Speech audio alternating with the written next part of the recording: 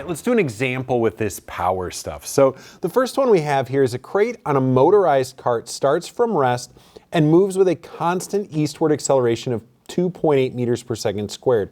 A worker assists the cart by pushing on the crate with a force that is eastward and has a magnitude that depends on time according to 5.4 t with force in newtons, time in seconds.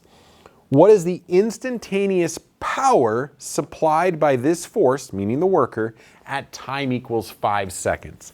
So instantaneous power, I have two options for finding instantaneous power.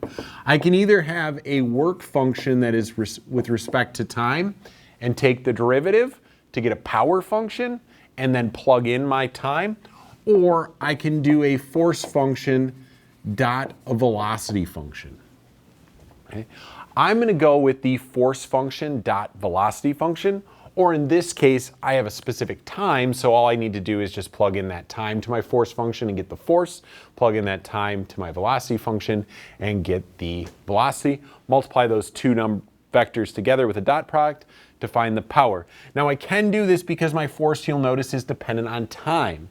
Force is not dependent on position in this case. If force is dependent on position, I'm going to have to do this a little bit different. We're going to have to do a little more 1D motion type stuff. Okay, so to find my force at 5 seconds, I have 5.4 times 5. So I end up with a force of what, 25 and 27? Is that correct? 27 newtons, yes.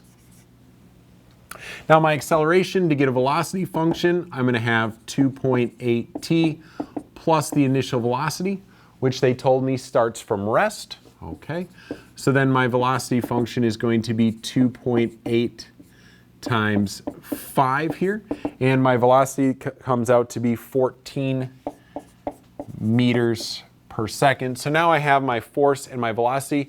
Notice this was eastward and so was this, so they are both positives. So when I multiply my two vectors together, they are both eastward, so they're both in the same direction. So this is essentially I hat, and this is I hat as well. I just put them together for my dot product as 27 times 14. And notice the I hat drops off in that dot product. I just multiply the two x components together, and I end up with a power of 378. And what's the units for power? Watts of power. Yep, watts of power, 378 watts of power.